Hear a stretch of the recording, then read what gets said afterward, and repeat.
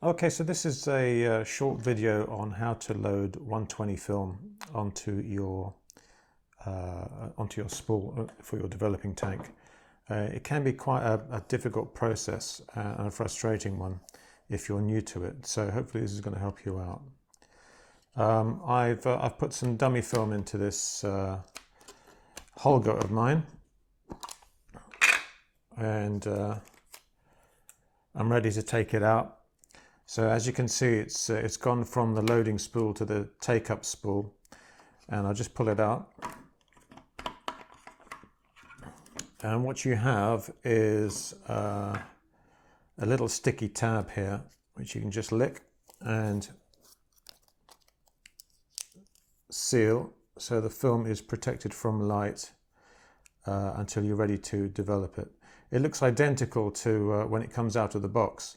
The only difference being it'll say exposed on it, whereas when you take a fresh reel out of the box, it'll say unexposed. Right, so the next step has to be done in complete darkness. So ideally in a totally blacked out room with all your materials in a tray with a lip, ideally, so you don't lose things, they don't drop on the floor. Alternatively, you can use a changing bag, or even a developing tent, a pop-up tent, which I have, which is my preference. Unfortunately, such things are very expensive. I don't know why changing tents are so expensive, but they are. But the benefit of having one of those is that you don't have the weight of the fabric of your changing bag on you constantly, which can be a bit of an annoyance. Right, I'm just going to put the cover back on this. So what you need in addition to your change bag is your take-up spool, the spindle in which it rests, the tank itself, obviously, and the trick to this is to have some scissors and a piece of card here. I've got a bit of folded up used darkroom print here. The scissors I've got are round nosed so that they don't accidentally puncture the change bag. So this step will be done in total darkness. What you've got to do is crack open your spool and set it to the right size. There we go. So that's for medium format 120 film. There are two large notches, followed by some, if you look inside, a couple of ball bearings which will help guide your film through. This is where the film enters the spool. Now, this can be very difficult to achieve if you do it in total darkness. So what I do is I fold a piece of photo paper in half, pass it through the slot here,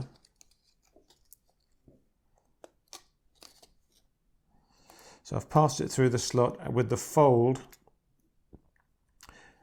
facing where the film will be entering the spool, and that will help me guide it through successfully so I can take it up with the spool. Now the next thing to do, that goes in the change bag, and in the change bag you will tear open your reel of film. And it comes in two parts. So what you're pulling out initially is the backing paper. This backing paper is there to prevent light leaking onto your film. This is what you want to take off and discard. So here we go. After a good few inches, we're presented with the film. And we're just going to unravel the entire thing. You can see that the film is curling up on itself, which is great. When I did this the first time, undercover, I accidentally tried to load the backing sheet onto the spool, unsuccessfully of course, and it caused me huge frustration. I ruined my first roll of film, so hopefully you won't be doing the same. So we get to the end, and actually the film is stuck on with an adhesive strip, and you can just tear that open and separate the two. So this can be discarded, and you can keep the spindle as a spare. This step actually can be done.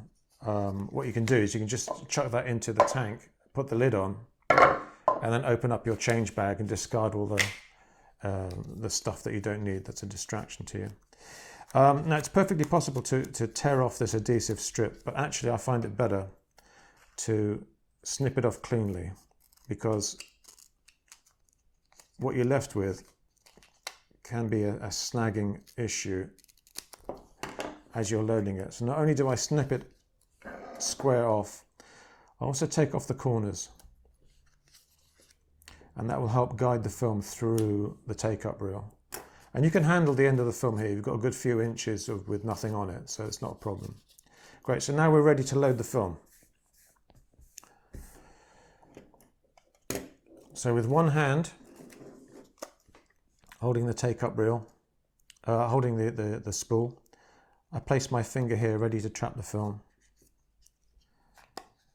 And I just gently guide it through these two large notches. So we've entered, and we go past the ball bearings. Again, pulling it very gently. It should take no effort. I take it a good distance past the ball bearings. And now the moment of truth. So now I'm going to take out the piece of card that I used as a guide. I should point out that it's important to keep these two notches level as you do it. And now we're ready to roll the film. Now we're going to try rolling the film, and if it's an issue, if it messes up, don't worry. Just take the film off, just pull it apart, chuck it into the tank, put the lid on, open up your changing tent or your change bag, and just reinsert it and start again. So it's not a problem. It's not the end of the world. It's not a one chance only. So the thing to do is to place your thumbs either side of the notches, just below the notches as the film goes in, so that you can prevent any kinking or twisting of the film as it loads onto the reel. And what we're going to do it very slowly is guide the film, just pulling it out, just teasing it out like that.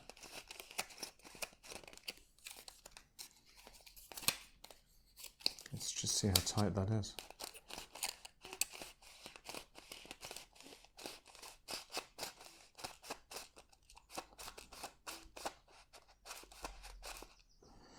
There we go, all loaded up. Now you put the spindle in. That's important to keep it submerged. And it goes in the tank. Lid goes on. Now when you put the lid on, just be careful that it goes on really square, because I've done this before where I've tightened it. It's not being quite sealed, and once I put my developer in, and the measurements are only enough to just cover the spool, I started developing it. It leaked a little bit, carried on with the process, and of course at the end of it I pulled my film out, and there was a tide mark where the developer hadn't quite overlapped. So put your lid on carefully, tighten it, just loosen it and tighten it again. Make sure it's a really tight seal, and then you're ready to go to step 2, the developing. So there you go. It's a tricky process, as you can see. It's the most frustrating part of analog photography.